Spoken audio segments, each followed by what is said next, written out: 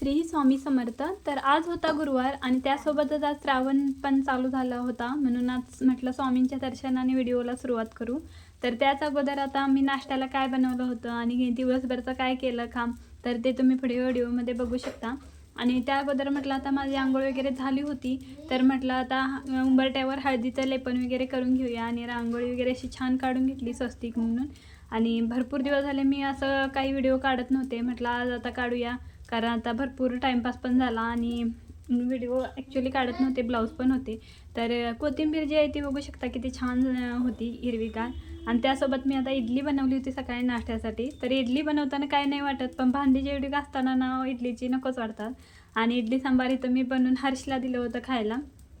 तर हर्ष असा खात होता सांबारसोबत. तर प्रत्येक घरी एक एक नमुना असतो, जे बनवलेलं असतं ते करायला नकोच असतं. तर अशी आमची परी होती, तर तिला चहासोबत इडली एन्जॉय करायची होती, म्हणून इथं चहासोबत ती इडली खात होती. सांबार तर अजिबात खाल्लं नाही तिनं. आणि त्यानंतर मी सगळं काम आवरलं आणि त्यानंतर मी इथं स्कूलला तयार केलं तिला सोडण्यासाठी. तर असं आहे ना की तुझं माझं जमेना आणि तुझ्या वाचून करमेना असं झालं होतं दोघांचं. जवळ असलं की अजिबात पटून येत नाही दोघांचं, आणि लांब गेलं की मग यांचं असं काही चालू असतं. तर तिला स्कूलला सोडायच्या टाईमला बरोबर पावसाची सुरुवात झाली होती.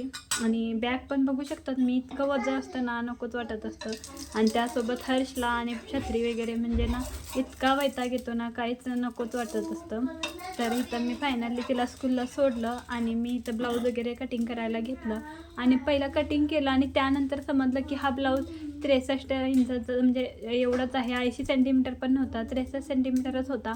आणि मी कट करताना कैला होता, आता नाईलाज होता मला पण, कारण कसं झालं 40 चेस्ट होती कस्टमरची. आणि त्यामुळे मला इथं आता कटोरीचा भाग, तो दुसरा भाग ग्रीन माझ्याकडे अवेलेबल होतं, तर कापड तर थोडंसं वेगळं होतं. आता कटिंग करताना बघू शकता इथं 63 इंचाचं आहे कापड. तर असू दे म्हटलं, आणि कटोऱ्याचा भाग जो आहे तो मी आता वेगळा लावणार आहे. आणि त्यानंतर परत संध्याकाळचं हे रुटीन आहे, कारण कसं पाणी यायच्या अगोदर मला जेवढं स्वयंपाक वगैरे जेवढी कामं आवरतात तेवढी करून घेते, जेणेकरून भांडी वगैरे घासायला भेटतं. कारण लवकर स्वयंपाक करून घेतलं की आता बघू शकता माझा भांड्यांचा जो पसारा आहे तुम्हाला पुढं दिसेलच. तर पाण्याचं आगमन होईपर्यंत म्हटलं आता बाकीची जी कामं आहेत ती करून घ्यायची, जेणेकरून पाणी आलं की पटपट माझी कामं परत होऊन जातात. तर स्वयंपाक वगैरे माझा संध्याकाळचा यायचा सगळं झालं होतं.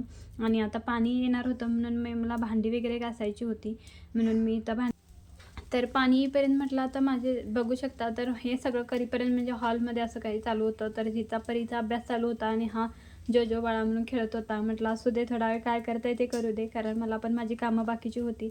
तर माझे व्हिडिओ आवडत असतील तर प्लीज माझ्या चॅनलला लाईक, शेअर आणि सबस्क्राईब करा. तर ब्लाऊज असे काही आहेत ते मी व्हिडिओ शॉर्टमध्ये पण अपलोड केलेले आहेत.